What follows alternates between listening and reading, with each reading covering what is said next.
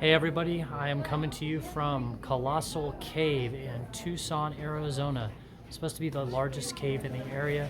I think it goes for some 22 miles or something crazy like that, so let's go check it out. Here we go.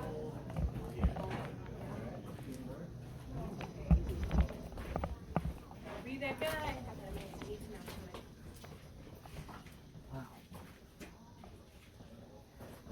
Welcome to the entrance room.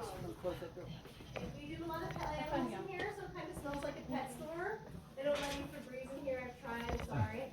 However, it does get a little bit better as we get deeper in the cave. There'll be no more smells. But we're going to talk about how the first people found the cave, and that would be our Hohokam Indians in 900 to 1450 AD. They happened to stumble across the cave because they felt a cool breeze coming through that door. So that door that you just came through used to be a 30-inch hole, and they just crawled in it. Came in here. They did not live in the cave. They didn't go any farther than we are in the cave because it was dark and scary. So they used this room right here for seasonal storage. So they would make their baskets, grind their berries and their seeds and all that stuff in this room.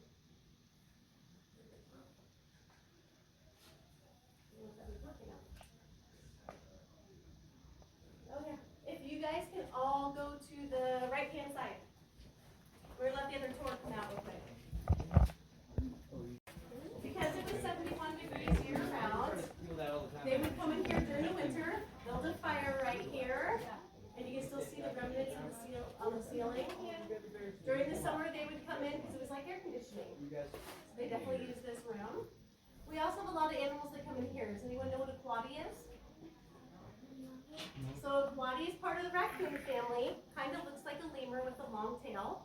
During the winter, we get about 62 of them that come in and out of the cave. They are super smart though. They know when we are using the cave, they'll be in here in the mornings to warm up, and they'll be in here in the evenings. But they'll leave before everybody comes in. We also have 2 ring-tailed cats that like to hang out in our cave. We also have one of our quaddies, Beatrice, one of our female ones that hangs around here. Last year she had 4 babies in our shed. She was super cute. We also have 5 different species of bats. The 2 most prominent is our cave myotis and our big-eared Townsend. Our cave myotis is the size of your thumb with an 11 to 13-inch wingspan. You can call them our cave chicken nuggets. And the other one's our big-eared Townsend. It's more round, like your palm of your hand, same size, with long, long ears. If you look up here on the ceiling, you see that dark, tarry stuff over there? That is bat poop and pee, hundreds of years of it. Another reason why you might not want to touch some of the formations in the cave. So also, if you're super tall, you have to be very careful of the unique animal that we have in our cave. Can anyone guess what that might be? No, it's the duck. We're gonna have to duck under some formations. We're gonna head to the crystal forest.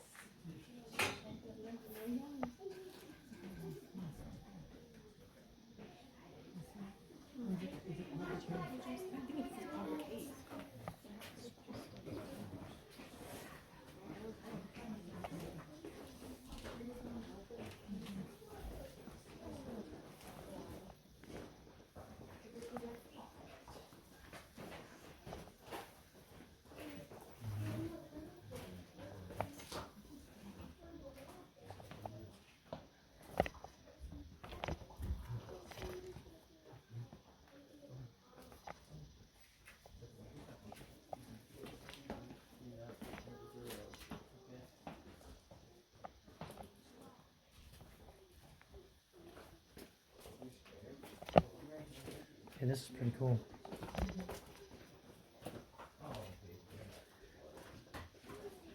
Wow. Look way down there. Sick.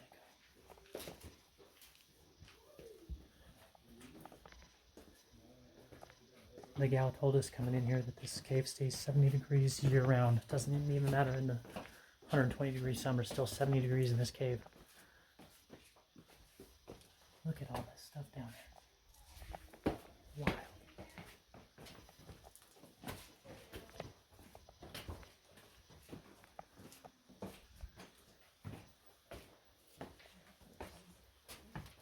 So welcome to the crystal forest.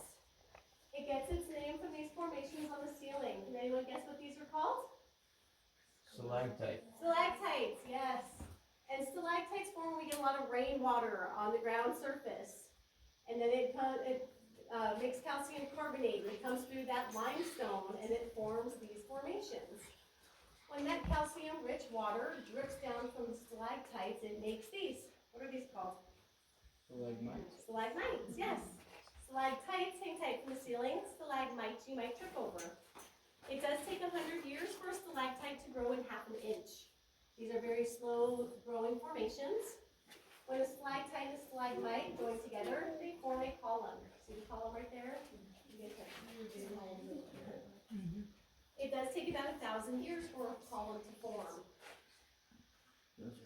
This right here is Old Baldy. This is our famous stalagmite in our cave system.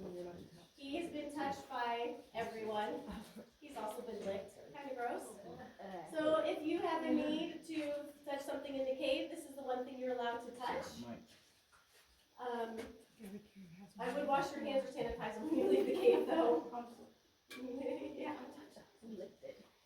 Then all this right here, underneath all this dust and pollen, is called flowstone.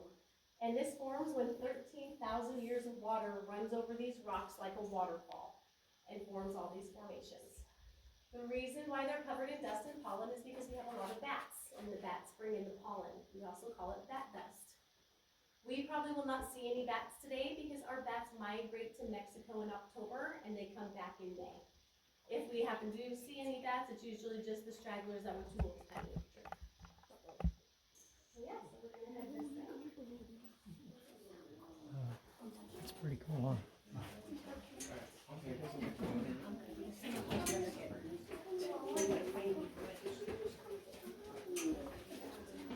Look down there, this is just wild. There's so much you could explore off this trail. It's crazy. So in case anybody missed what the tour guide said, this is called the Crystal Forest.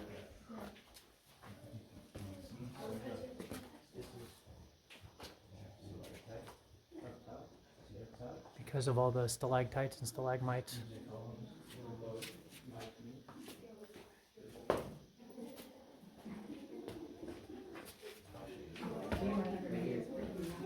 Look like it, man. It's pretty cool. Boy, I hope that doesn't fall.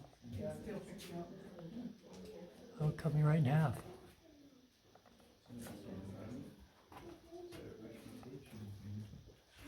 Check this out, all these Did columns. you guys see how shiny Old Baldy was? Yeah. He's never gonna grow again because of all the oils on it. So he won't grow. Wow, look at this column. Everybody, Right. can everybody see me? Hear me? Are you my last person? Yep. Awesome. All right, so did you guys notice when we're talking about those stalactites that they're all flat on the bottom? Yeah. Yeah. So that brings us to our second visitor to the cave. In 1879, there's a gentleman named Solomon Lick, and he owned a hotel about 2 miles away from here. And one day he lost his cattle. And while he was searching for his cattle, he also came across the breeze in the wall. He decided to crawl through that hole, came in here, saw the natural wonder that was in here, and decided that he could use that to his advantage. Went back to his hotel and told people, hey, if you stay at my hotel, you can come visit the cave for free. So then they would come visit the cave. They'd come in here and he would encourage them to take a souvenir. So they would shoot them off, rope them off, break them off, whichever way they could get them, and they would steal the stalactites in the cave. So that is our cave vandalism. Boo, bad Solomon Lick, we don't like you, bad guy. Back here is Kingdom of the Elves. You're just supposed to use your imagination about a bunch of elves that are going up to a throne. Right here is Fang. Fang is our largest stalactite that we have in our cave system. Named kind of after maybe a molar or a fang. But he weighs about 5,000 pounds, about as much as a small elephant. So just be careful when you're going underneath Fang not to bump your head. We're going to head to the drapery room. As we go through this hallway, check out a lot of his dripstone in the hallway. It's super cool.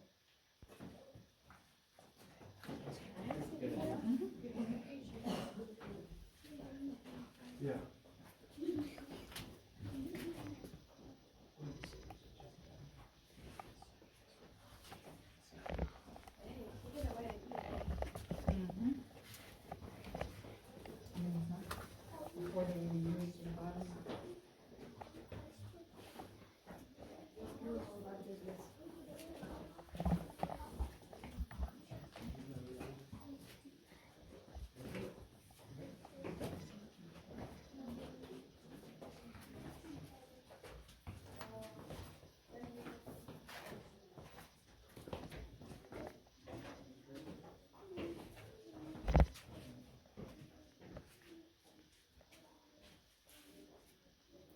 That is so cool.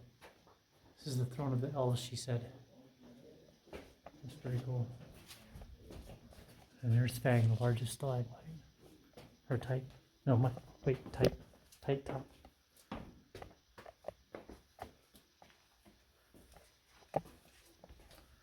Tight quarters in here. This is wild.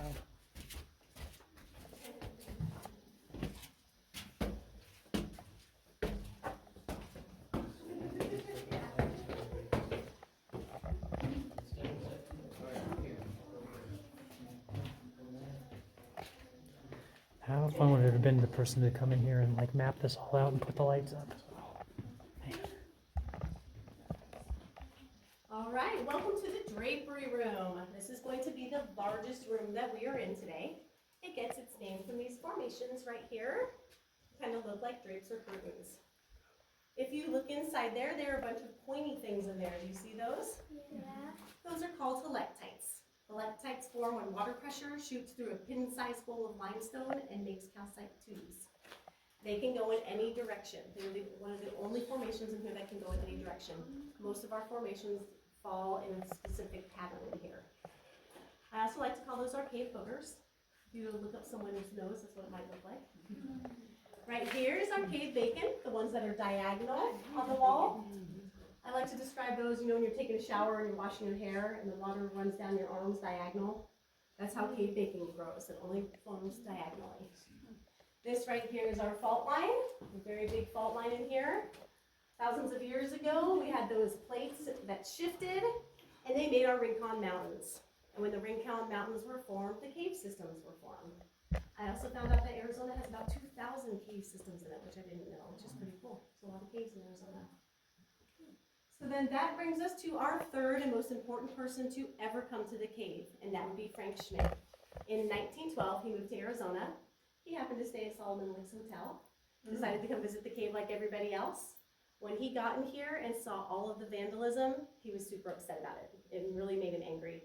He went to the state and asked if he could buy the cave. So he basically bought the cave out from underneath Solomon Lake, told people if they wanted to come in here, they could only come in here if they did tours. So for 25 cents, you could do a tour. He'd throw you a rope and a candle, and you'd go on a tour. But you have to remember, there was no floors here, no handrails, and no lighting system. And this is actually a 40-foot drop. So in order to not lose his guests or to get separated from them, he tried to use some formations in here to help them guide themselves in and out of the cave if they got lost. So we're just going to head this way a little bit, and I'm going to show you. Here, wait, hold on. So right here, we have our cave witch. You see her nose, her eyes, her snaggletooth right there, and her wavy hair. Well, she's a good cave witch, and she's going to lead you safely out of the cave. But she didn't want to be in here alone. She didn't want to be lonely, so she brought a friend. Can anyone imagine who she brought? Yes? Toto? Cat. A cat, yes. Shadow the cat. See Shadow? So then I don't know if some of you remember the old comic strip, but we've got Mr. Magoo over here. See his eyes, his forehead, his nose, and he's eating that limestone biscuit right there. Well, Mr. Magoo is blind, so he's going to lead you lost in the cave, so you don't want to follow Mr. Magoo. And for you guys, we have SpongeBob, Patrick, and Plankton. What? Yeah, you see SpongeBob? So then in 1922, we went to the Great Depression, and Frank wasn't sure how he was going to take care of his family with the 25-cent tours. Tossed around the idea of maybe selling this cave back to the state. He did end up holding on to it for a little bit longer. He did get lucky. In 1933, Franklin Roosevelt became president, and he introduced a new program called the CCC. Has anyone ever heard of it? Do you know what it stands for? Remember? The Civilian Conservation Corps. So that statue that's by the bathroom outside, that's one of the CCC workers.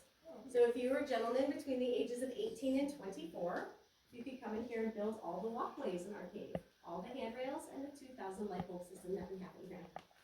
So it did take 4 years, 2 teams of CC workers, 400 employees total to build all the walkways in here.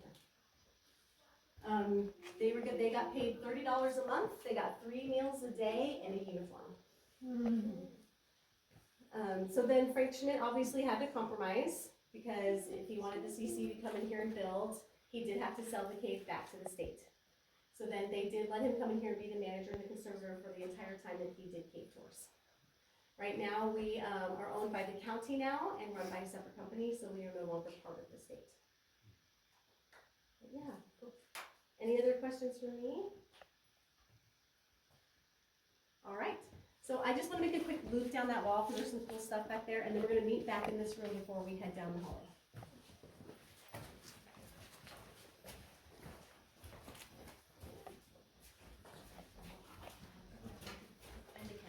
Another marked off section. Lots of marked off sections here.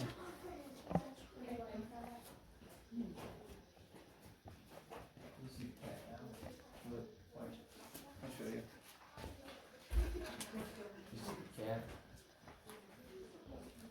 It's right there.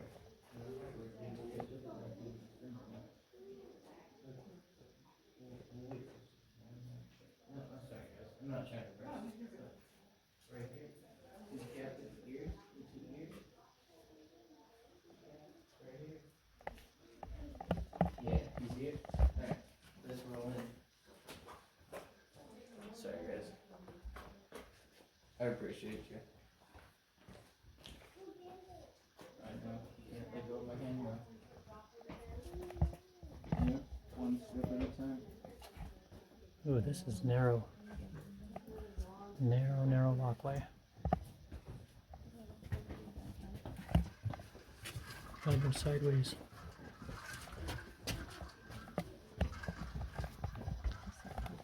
this is what we would imagine maybe that 40-foot drop would have looked like before they filled it all in. Here's that really cool cave bacon that we have. There's some really long pieces on this side down here. Oh, this is awesome. Right here. Down here? So this is what makes that whole cave look like. And they filled in these areas so we can walk on. Oh, okay. Yeah, isn't that crazy? Yeah. Well, There's a piece of cave bacon that's out on the calcite. Don't worry. I think this is the biggest strip of bacon I've seen though. Yeah, this one is the biggest one I've ever seen. This one right here. Oh yeah, that one's huge. Yeah. It's one of the longest ones I think I've ever Alright, seen. let's go. Let's go. Usually we only see small ones. Yeah. That is wild. This is just crazy. All the way underground. Like, look at all that, and we're already way underground. It's bonkers. Pretty cool. Watch your head.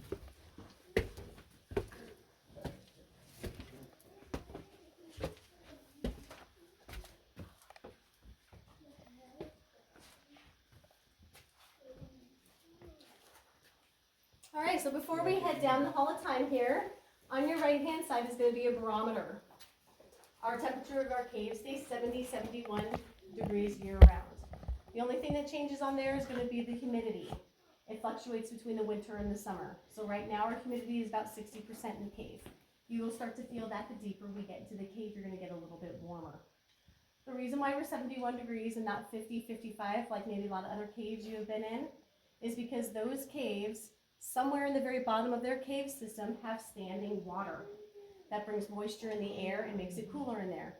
We do not have any standing water anywhere in our cave. We are a dry cave. However, 2 years ago, we did have a really, really good monsoon, and we had moisture all over our rocks in here, which is really cool. We didn't have any standing water, but we had moisture. And so that's what makes us a dormant cave and not a dead cave. Because when we do get that moisture, we do get a little bit of growth. Not a lot, but a little bit. It's still nice to have the moisture in here. The other thing is, we're the only cave that you probably won't see the soda straws. Do you guys know what I'm talking about, the soda straws? Because we don't have any running water, and soda straws are only formed by continual water, and we don't have that. So it's the only formation that we don't have in our cave. All right, so we're gonna head down this hallway.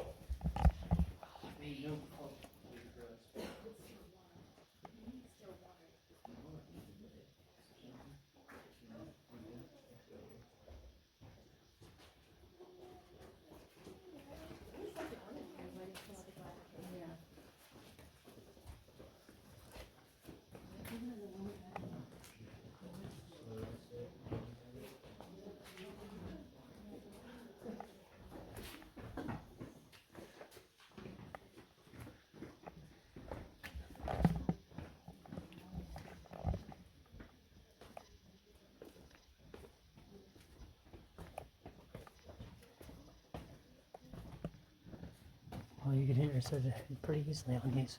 This is a good tight spot. Super cool.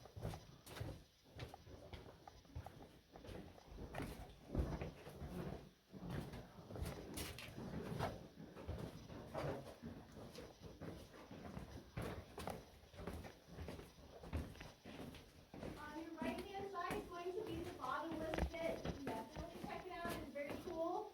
Just make sure you don't drop your glasses or hats or phones or anything down there because you will never get it back. Bottomless pit.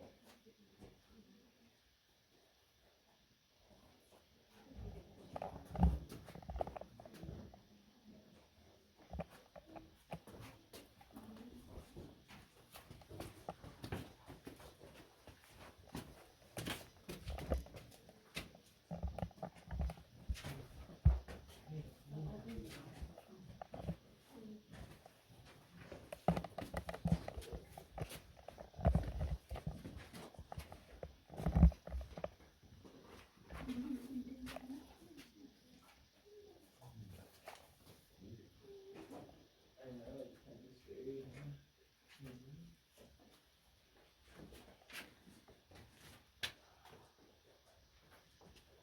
Said somewhere over here it's called the bottomless pit.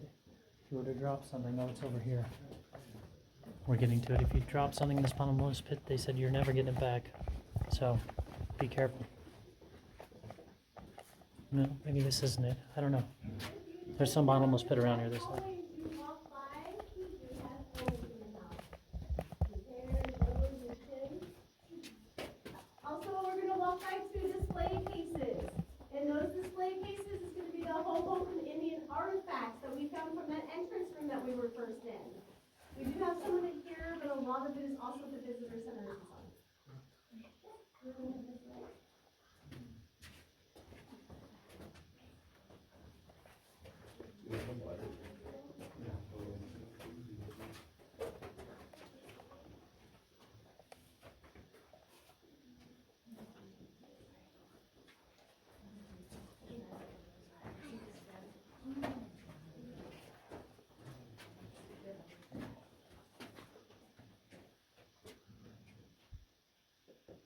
So we're down here pretty far now. It makes me wonder what would happen if they ever had a power outage or something and the lights went out. Be kind of freaky. Wonder if that's ever happened.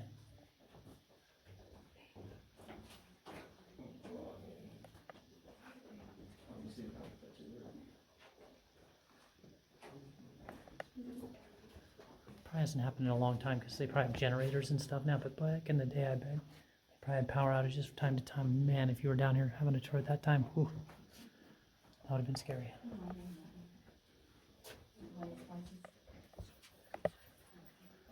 She said this is artifacts from the Hohokam Tribe. It was first here. So they put these in here. That's pretty cool.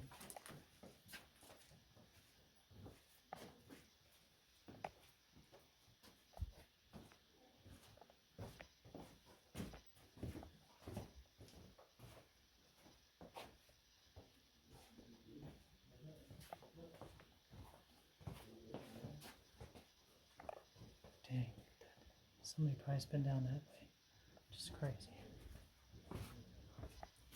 Some tight quarters in here.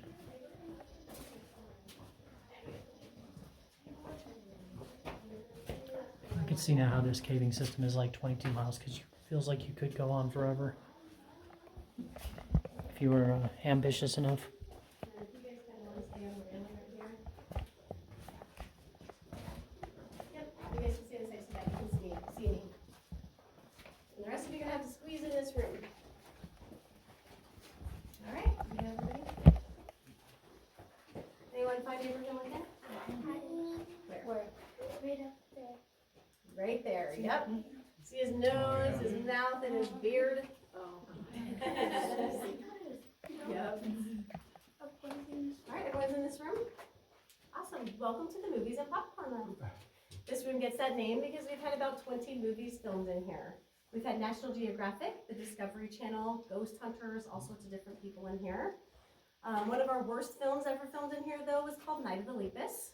It was in 1972, about a bunch of genetically modified bunnies that live in a cave and go attack a town. And they threw all these fluffy bunnies in here, tried to make them look super scary, really low budget, horrible. But you can still watch it on YouTube for $2.99. Also, we had another film filmed in here called Sesame Street Goes Western. So we got Big Bird and Cookie Monster, and they come into the cave, and they're looking for some lost bird seed and some magic cookie treasure. And you can imagine, Big Bird comes in here, he comes around this corner, and he bumps into our cave T-Rex. See his eyes, his eyebrows, his nose, his mouth, right? And we all know that Big Bird is just really a giant chicken. He comes around the corner, sees T-Rex, freaks out, and runs right through that wall right there. He finds his lost bird seed and magic cookie treasure back there. However, that is a natural keyhole formation. We do have a lot of them throughout the cave. Someone just thought it'd be cool to say we had a Big Bird and T-Rex. Also, do you remember those viewfinders from a long time ago? You can find that in the reels of the viewfinders, which is kind of cool.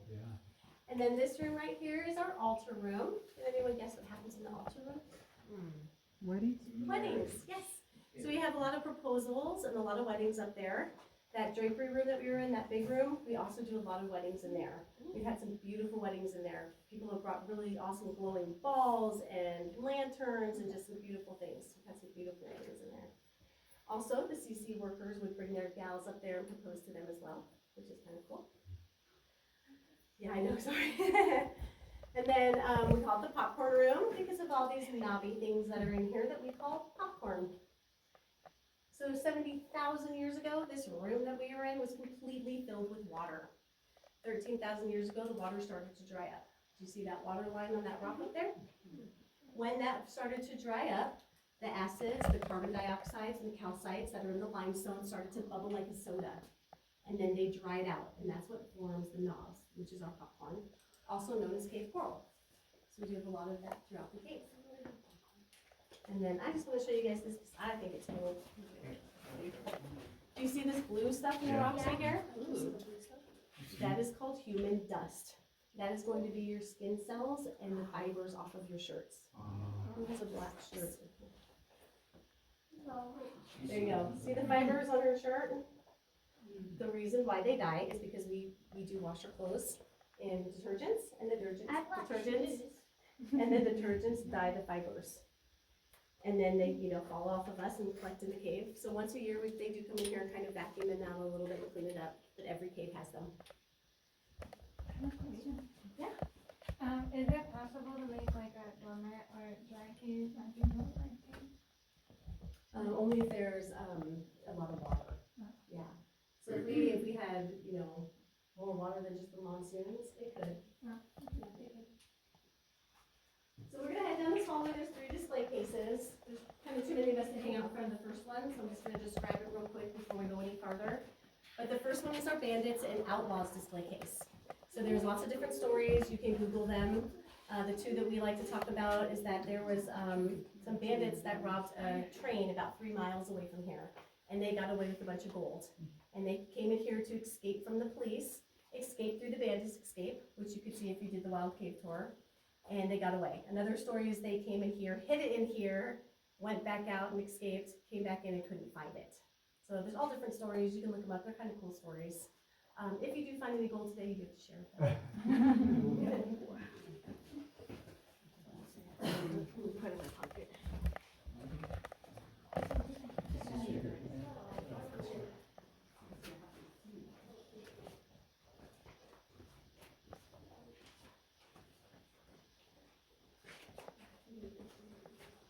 That is beautiful back up in there. Looks like a Harry Potter movie or something. That's just crazy. That is crazy in there.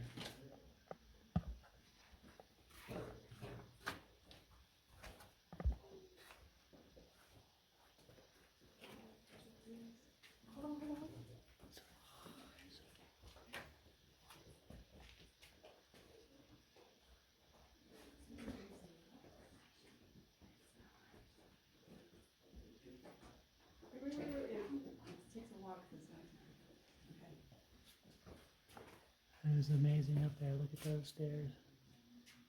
Look at that hole. Whole extra big old room up there. That's bonkers. We have some more artifacts from back in the day. This is our Frank Schmidt display case. In here is his original hat that he used for every single tour he ever did in this cave. It also has that turbine lantern. So that's why there's matches in here. They would light their lanterns and it would be like a blowtorch on your head as you're walking through the cave. Super safe, right? Yeah. And then here's the rope they would throw you. There's the candles that you'd get. And if you were on a tour for more than 2 hours, you'd get corned beef for lunch. Frank Schmidt was extremely dedicated to this cave. He loved this cave. He did tours in here until he was 84 years old. He died at 85 in 1957. Look at your eyes. It's the flash. There is no flash. Yes, there's like a white screen.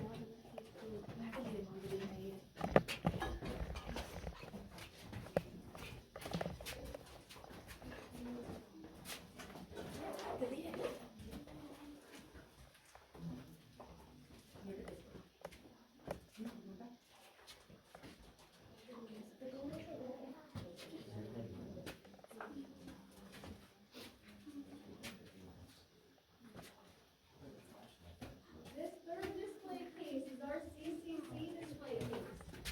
In here is the original wheelbarrow that they used to bring in all the stones you were walking on, all the handrails and the lighting system. If you notice, the wheel is made of steel. They did not have rubber back then.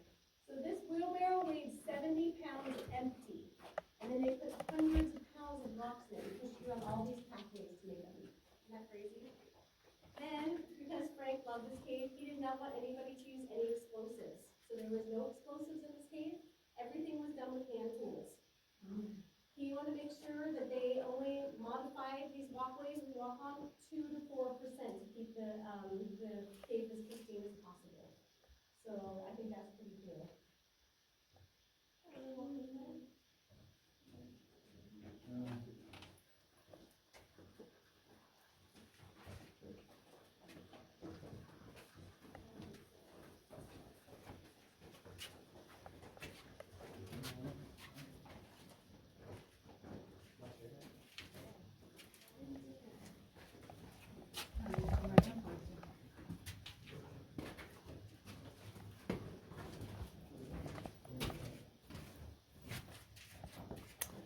She said this wheelbarrow was made before they had rubber tires, so it was 70 pounds on its own before they even put rocks and stuff in it. It was a metal tire.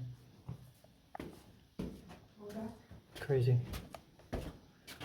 She also said they didn't use any explosives in making this available and accessible to people. They used like hand tools and stuff like that because they wanted to preserve it, which is pretty cool. But wow, what a lot of work.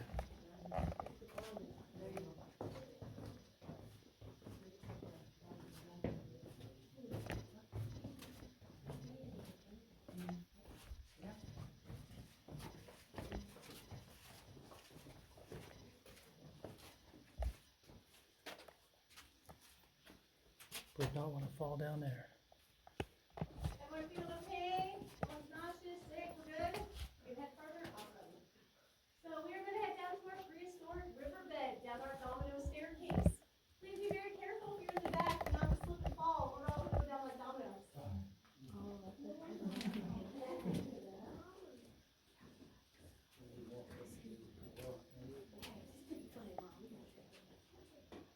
That is crazy looking. It almost looks like a giant vertebrae of some massive, massive dinosaur or something. That is a wild look right there. Wicked.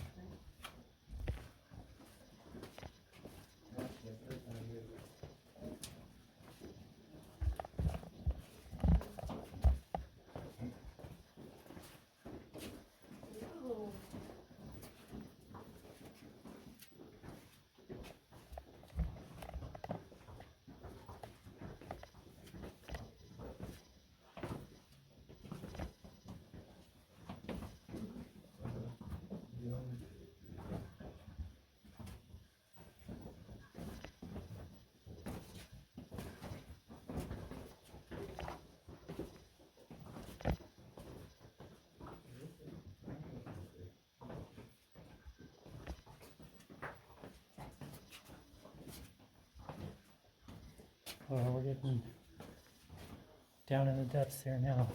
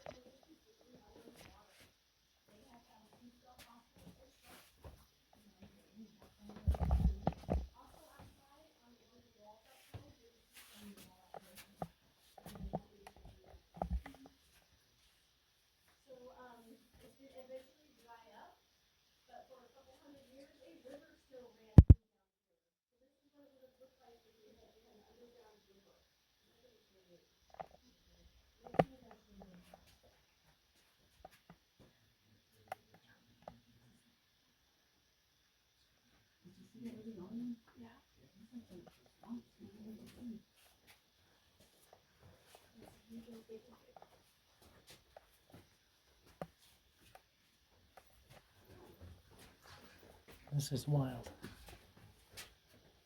What a trip.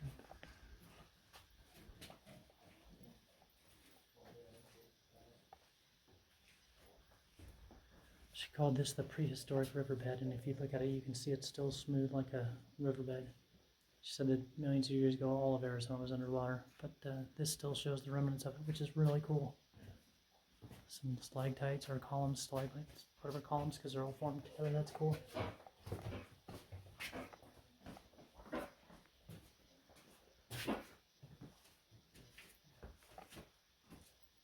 Looks like this is an off-limits area, but there are stairs over there, so there's something over there.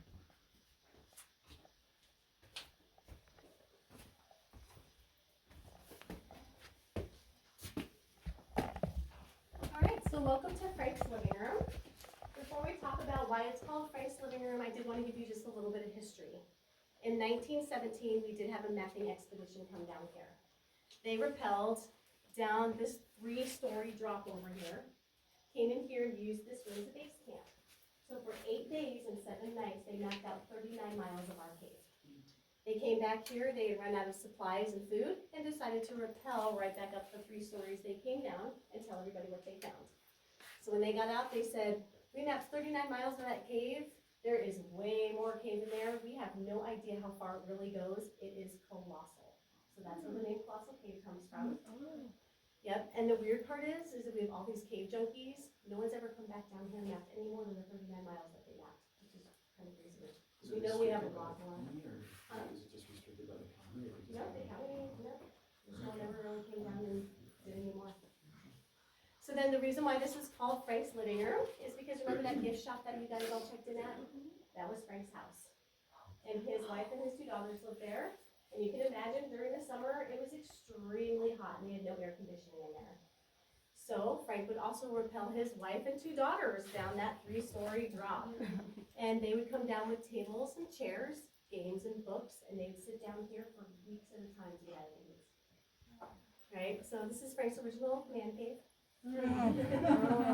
So then this eventually became, after he started rappelling guests down, called Frank's shortcut. Because there's lots of ways to get to this room, but that was the fastest way to get from the surface to down here, which is the lowest part of the cave we're going to go into today. So that's why it's called Frank's shortcut. Right here, this path, we talked about the CC workers building. Well, this section right here is the original cave floor. This is the only part that they did not modify. So it is actually called cave ice. And how that forms is that this room was flooded in with water at one point. As it started to dry up, it hollows out the bottom. The standing water that's still sitting in here gets layered with dust and calcite. And it starts layering and layering and layering on top of each other, and it crystallizes. So cave ice can be an inch or 2 thick. You can totally walk on it. It can also be a centimeter or 2 thin, and you can fall through it. So that's why cavers have to be very careful about where they're going not to fall through that cave ice. But the very cool thing about it is that it's because it is made up of crystal. It glows. Oh. Isn't that super cool? Yeah, it holds that glow in there, that crystal. I think it's pretty cool. Yeah. You want me to do it again? Yeah. We'll do it again over here. Yeah. Cool. When you go down the staircase, that platform down there is the lowest point of the cave we're gonna go in today. That is 70 feet below the surface. So if you want to do a happy dance, you're more than welcome to. Happy dance, 70 feet below the ground. Okay.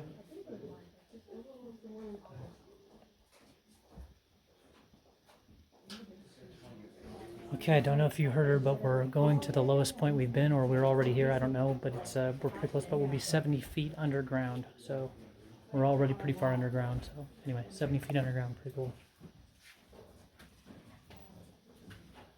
This is wild. It just looks prehistoric. Craziness. Wicked. Gary, do you get it? You have it all the way? I do. It's very nice, and if you move it too soon, it's gonna come out blurry. Yeah. You need to finish go all the way around. So welcome to the cathedral room. Can anyone guess why this room is called the cathedral room? For the sound. Yes, it echoes in here. This is the only room in the cave that echoes. Sounds much like a church or cathedral. It's because of the way that the bottom got hollowed out in here, also known as Swiss cheese. It gives you that echo effect. We also have our 4 praying nuns in here. Right here behind me is Bone Crusher. Please be very careful when you walk by Bone Crusher. We've had a couple tour guides busy talking, not paying attention. 2 of them turned around and broke their nose. So just be very careful. That's On the beautiful. floor over here is also a formation on the left-hand Get side. that. Don't trip over that one as we go up the stairs. That's wild.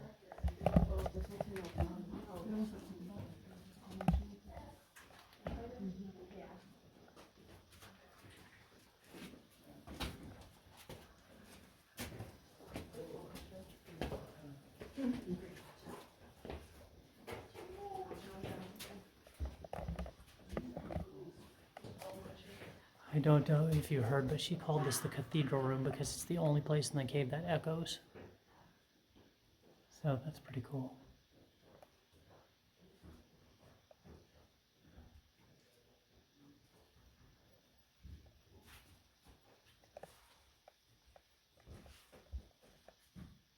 Okay, there's more of that riverbed. How cool is that? This is wild. You gotta be sure not to hit yourself. Like, but they just things just sticking out randomly. Wow. This is definitely a colossal cave.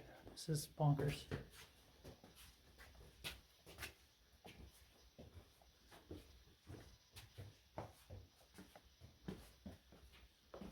Gotta watch your step here.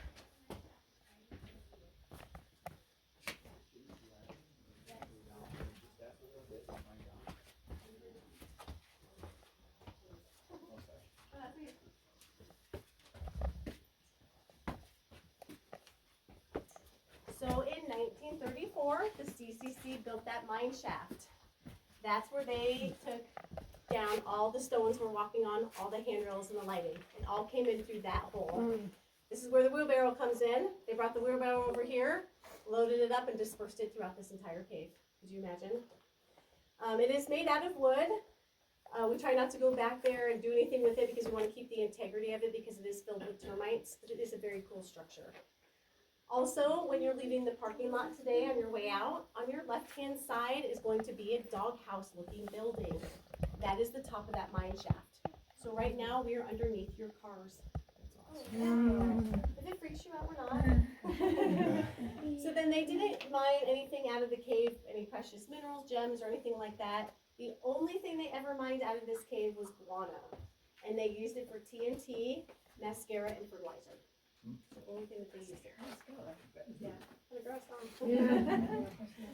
All right.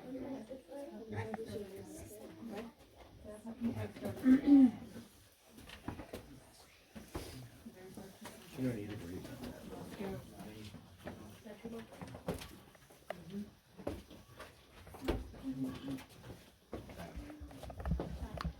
Here's the little mine shaft she was kind of talking about. Pretty hard to see, but it's kind of out in there a ways.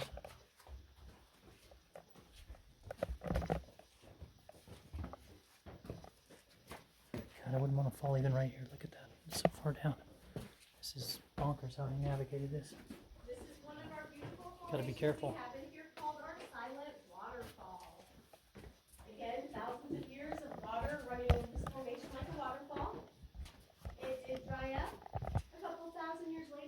natural spring water in here for some reason.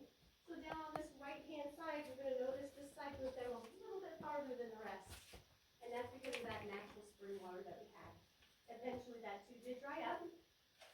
I do like to describe this for the kids, just to put it in perspective. If you went in your bathroom and turned your sink on and left it on for hundreds of years, that's what you sink in the car. And if you turn around, we got a couple diving eagles right here. See their beaks and their wings? Yeah, those are pretty cool. We're not broke.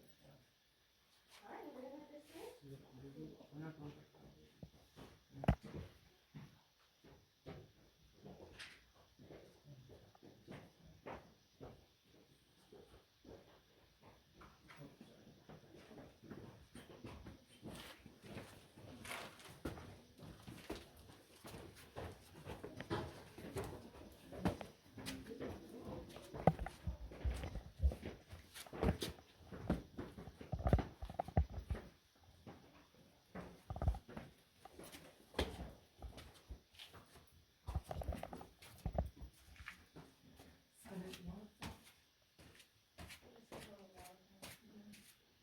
Yeah, that's what you called this, was a silent waterfall, and I actually see there's something sparkly or maybe some moisture. I don't know if it's possible, but this is cool. Wow. That's a beautiful formation.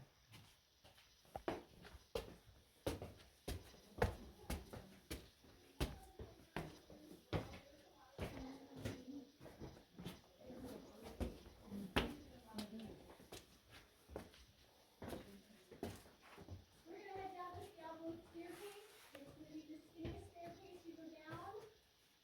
And it does have some low-hanging formations, so please use the handrail, walk sideways, and watch your head. Okay, she's saying we're about to go through a very narrow path and to watch our heads and turn sideways. So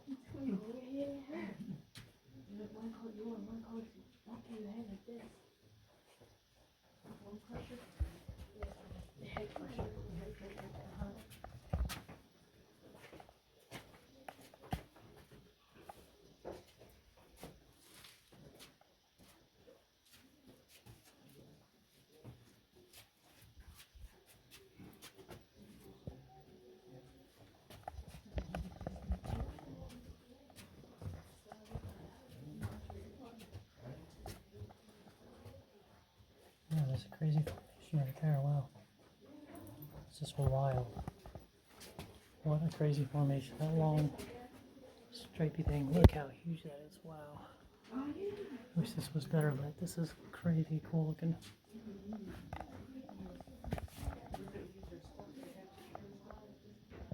Wow, these formations are sick. Egyptian. Look at that. Yeah. Beautiful.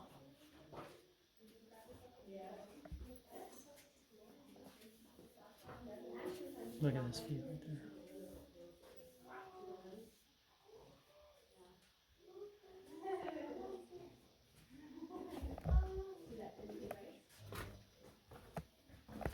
This is sort of going downhill fast. This is very steep.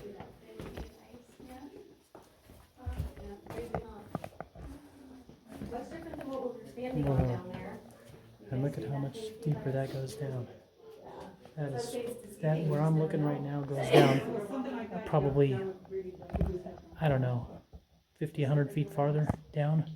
I would say much deeper, much, much deeper. I hope you took a lot of pictures. Wow. Good. Do you guys see this thin cave ice that we talked about? Yeah, that's thin. You wouldn't want to walk there. Nope. Wow. And this looks like it's what, about another, way down there. Was it another Yeah. 50, 100 feet down or something? Yep, that's the 3-story drop that we talked about. Wow. Alright, I'm gonna squeeze by you guys real quick. Okay, you guys are gonna have to go all the way down there so we get everybody in this room. Do you guys see that H on the wall right there? See that H? So the CC worker crawled up there to write his name on the wall when he fell through that cave ice. Oh, yeah. Luckily, he didn't get hurt, but he never finished writing his name on the wall.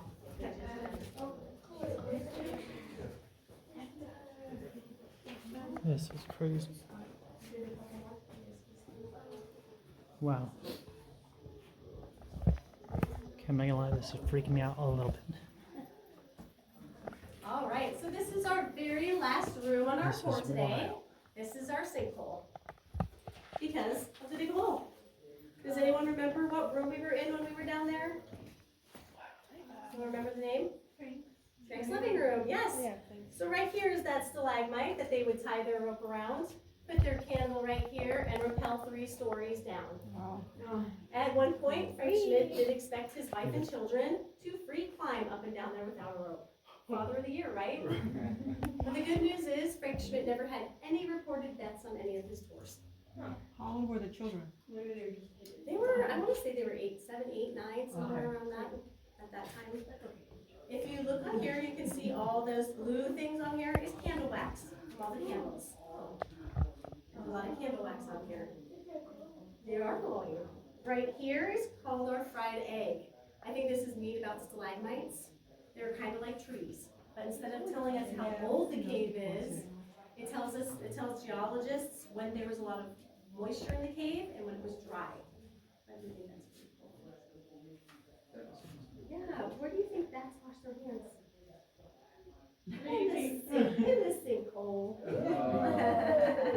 I thought she was gonna say in the bat We room. talked about the stalactites being made up of crystal as well. Depending on the way they are shaped, how much crystal is in them, they can vibrate and they can make noise. They can sound hollow. They are pure crystal. Depending on how much limestone grows around them, it kind of restricts it a little bit. They can sound more deep. This one's deeper. I'm gonna give this one to you. Can you hit that one right there? This one? Yeah. Maybe the other side? Oh, the other side. Just kidding, that one doesn't work. The reason why it doesn't work is because it has way too much limestone and it cannot vibrate. So we call these our cave bells. But also there is a cave in Missouri called the Lake Caverns, and they have a bunch of them in one room. They bring an organ in and make the music out of the cave. It's super cool, kind of like the crystal bowls. Yeah, it is. What was it called again? The Lake Caverns. I think I've been to that. Have you? Yeah, I heard it's beautiful. Yeah, any other questions for me about anything that we did in the cave tour or anything? Do all of those stones? No, not all of them, just the ones that have a lot of crystal in them. Okay. Yeah. I have a question. Yeah. So like, we just went to Karchner's Cave, Mhm. and like there's this huge pillar, and some of it is crystallized and some of it's not crystallized. Right. And it just depends on like when the cave was open, when it was closed, and when it was closed, there was more, I think. The air and the stuff that comes in, yes. Yeah, so this is crystallized, so I was wondering if the cave was already closed for a period of time, and that's why we could, partly or. No, we have 3 entrances. I mean, they're not, Okay. 2 of them are very small, but it's the way the airflow flows through. So because of there's 3 different spots, you still get airflow through there. Yeah, any other questions? Awesome. So my name is Lori. I hope you guys had a really good time. We do accept reviews and tips. And I also wanted to let you know about our cafe because we have some unique items in there that a lot of places don't have. And that is our prickly pear margarita, our prickly pear lemonade, and our prickly pear ice cream. And then also, for the season, for Christmas and stuff, we're doing a peppermint soft serve, which is really good too. I do have one Yeah. question. Some of the other covers we've been to, do y'all turn off the lights at night? We do. We turn off the lights. Because I know some of them do, some of them don't. Yeah. So remember we talked about that monsoon in that room? We had that huge monsoon 2 years ago. It did take out our entire lighting system. So then as we were pulling it out, we also found out that a lot of animals had chewed it up as well. So we redid the whole lighting system 2 years ago. So that's why some of the conduit and stuff isn't completely covered yet. We're working on it. It's been in the process. But, Wow, she did answer that question. So 2 years ago, the lights did go out due to a monsoon. So the lights could go out. That's pretty wicked. And they screamed. So we turned our phones on, our flashlights on, and then I went out and got a whole bunch of lanterns and brought a bunch of lanterns in. It still kind of made it fun. We did the lanterns, but yeah, so it does freak people out when the lighting, when we do like So the. y'all don't have a dark room, like an area where y'all turn off We all the do lights? if you do the ladder tour. Okay. Yeah, the ladder tour. Yeah, because we can't, the switch is way outside, so we can't do it on this tours. Yeah, I wish we could, it'd be kind of cool. But yeah. If you guys have a really bad time, my name's Lynn, we're gonna rock and roll right out of here. But we are gonna leave. On our left-hand side is gonna be old Baldy again, if you wanna rub his head for good luck and what it wants. I would have gotten so lost down here without a tour guide because we're right back where we started in about a second, and that's not where I thought we were at. So that's pretty wicked. Cannot imagine navigating this without lights back in the day. It would have been wicked.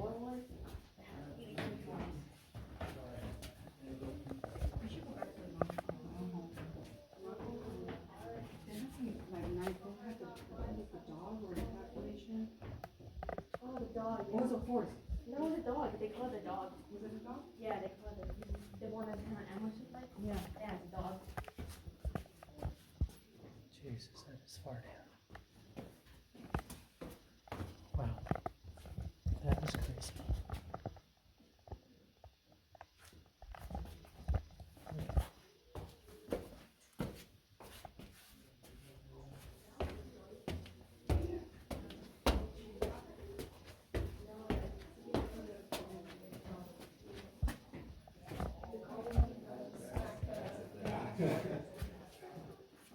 Supposed to hit this one.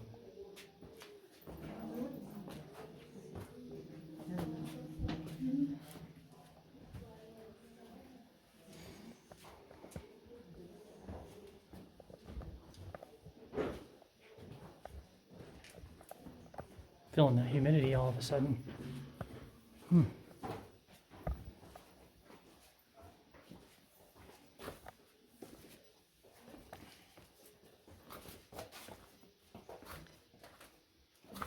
So we talked about the bats throughout the cave. Behind our gift shop, we do have a bat cave. It is connected to this cave system. You can only see it if you do the wild cave tour. But there is a section in there that the bats would love to be in. It smells really, really bad in there, and there's guano all over the floor. But it is a very cool room. The bats like to be in there. Since it is connected, they fly throughout our entire cave. But this area in here is their favorite part to be in because it's close to the entrance and they can hunt. So if you look, this room has the most guano on the walls. You know that? Yeah, I know, right? Look at all this. Yeah, I can speak some. And then that, Yeah, they speak. you might I miss know that, like a but lot you of know them that. self independent the optic correct like one. They love why I like that it. spot. They're in here all the time. I know that because we guys Yeah, gross. protect the cave. Hide people if they get the water. So, we have been in the cave for an hour. When we get up to the entrance, it's gonna be bright. If any of you need to, just look at your shoes, watch your steps as you come out, help you adjust to the light.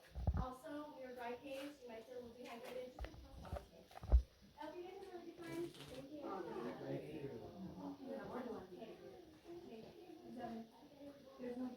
you.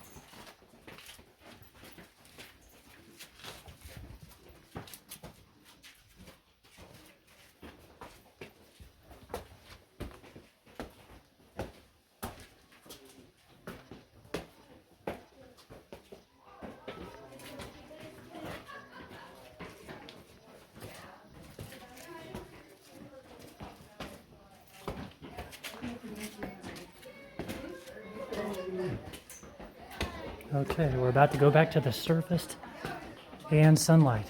What a wicked tour that was. Super duper cool.